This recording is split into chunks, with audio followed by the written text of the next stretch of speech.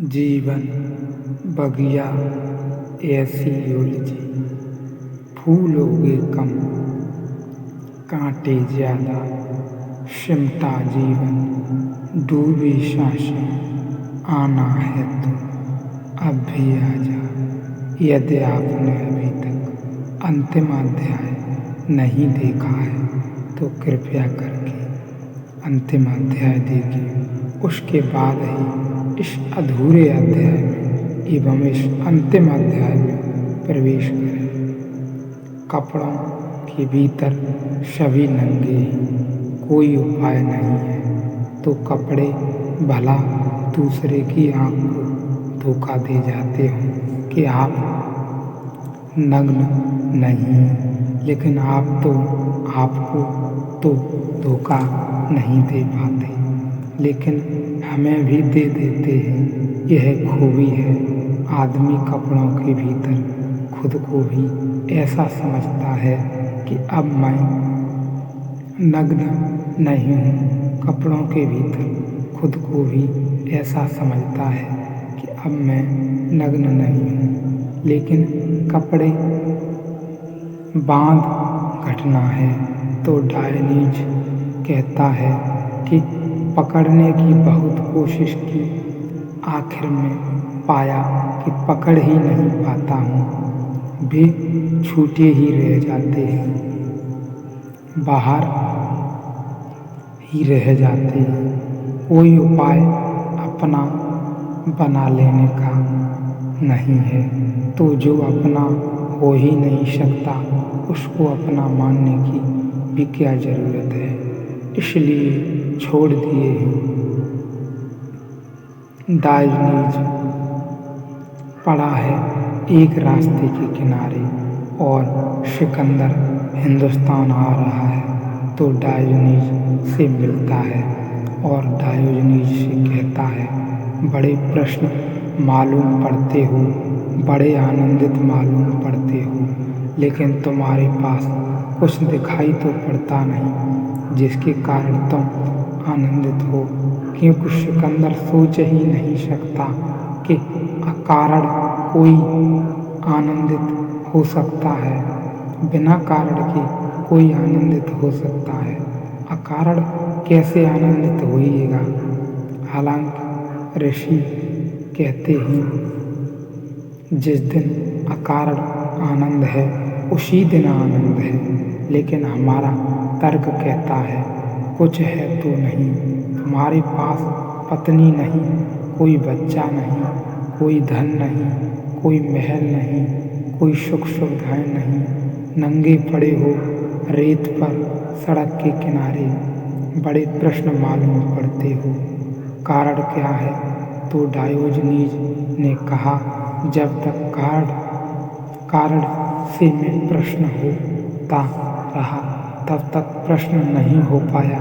फिर मैंने सोचा कि कारण छोड़कर देखूं, सब छोड़कर देखूं और उस प्रश्नता को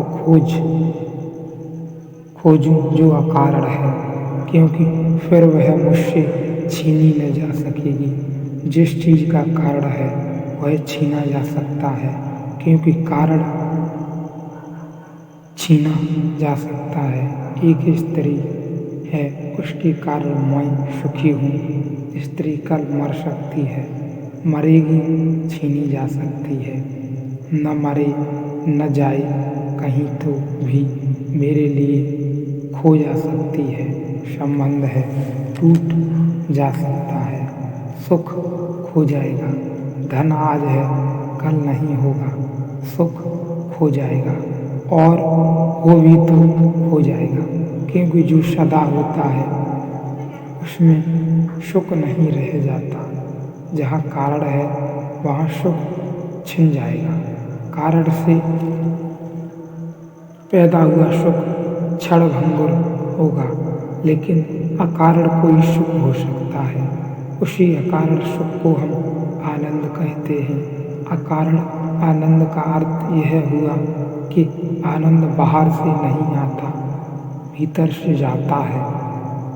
सकारण आनंद का अर्थ यह हुआ कि आनंद बाहर से आता है, इसलिए बाहर निर्भर रहना पड़ता है, मोहताज रहना पड़ता है।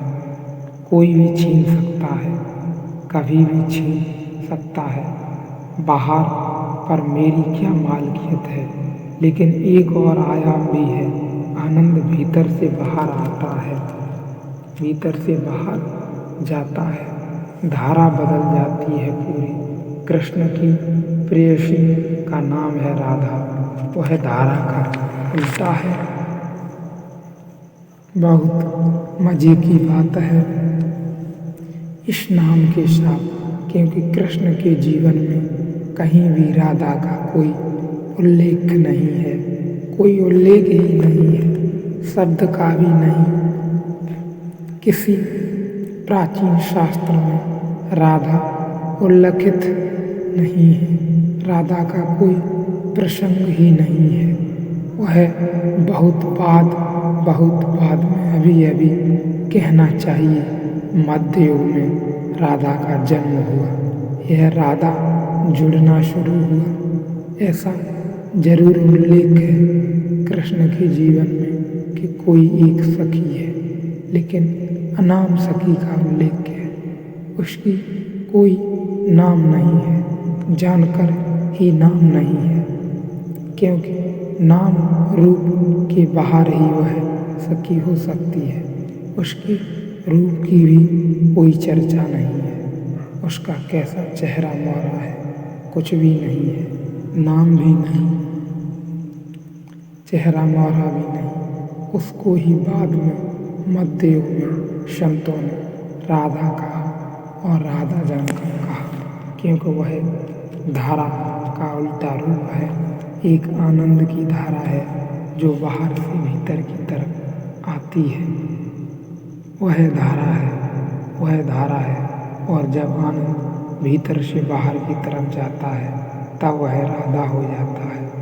और कृष्ण ऐसे ही राधा को प्रेम कर सकते हैं जो भीतर से बाहर की तरफ जाती हुई, बाहर से भीतर की तरफ आती हुई। राधा का कृष्ण से कोई संबंध नहीं हो सकता।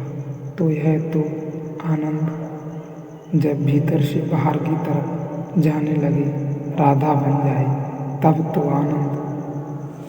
आप ऐसी सखी को उपलब्ध हुए जिसे खोने की अब जरूरत नहीं पड़ेगी, जिसे नहीं खोया जा सकता। सुखमय चैतन्य स्वरूप है, उसका अपरिमित आनंद का सागर है, वह शेष रहे सुख का स्वरूप है।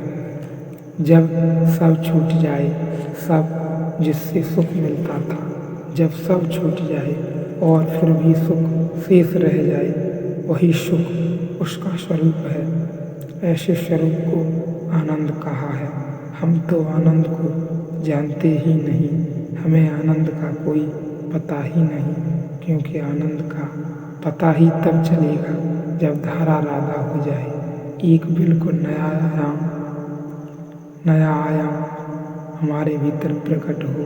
तो डायोनीज कहता है कि मैं आनंदित हूँ क्योंकि मैं आनंद हूँ।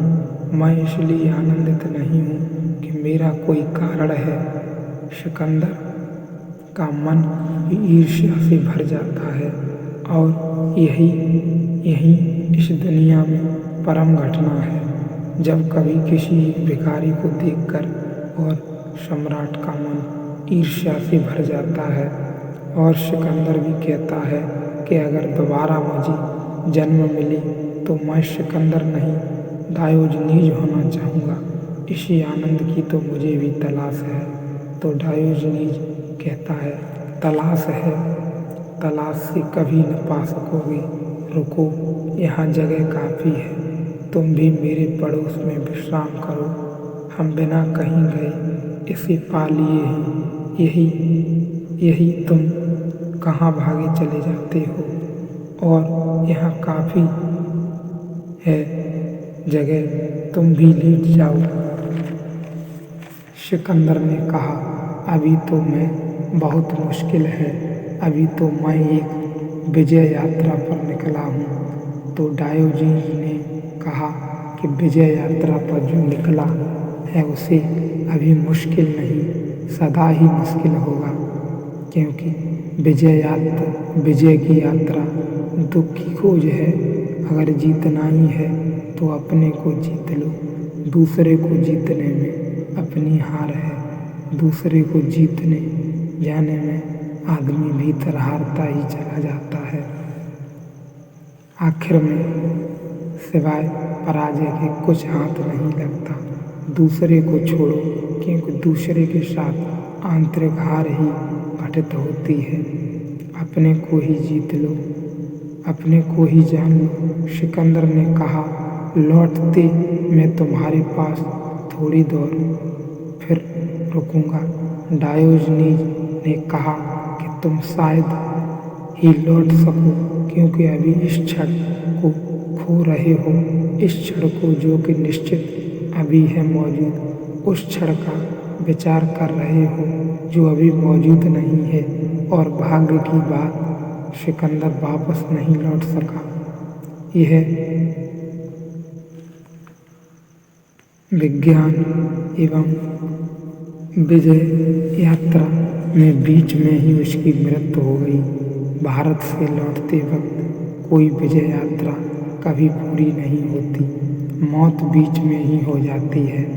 बहुत हम विजय यात्रा कर चुके, अनेक जन्मों में हर बार विजय यात्रा अधूरी रह जाती है, मौत आ जाती है, फिर हम विजय यात्रा को पूरा करने निकल जाते हैं।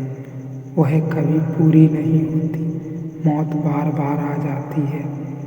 एक ही विजय पूरी हो सकती है और एक ही आनंद उपलब्ध हो सकता है, और वह आनंद है जो हमें बाहर से नहीं मिल सकता है, न मिलता है, न कभी मिला है, लेकिन भीतर इसी क्षण उपलब्ध है। अब हम ध्यान में उतरें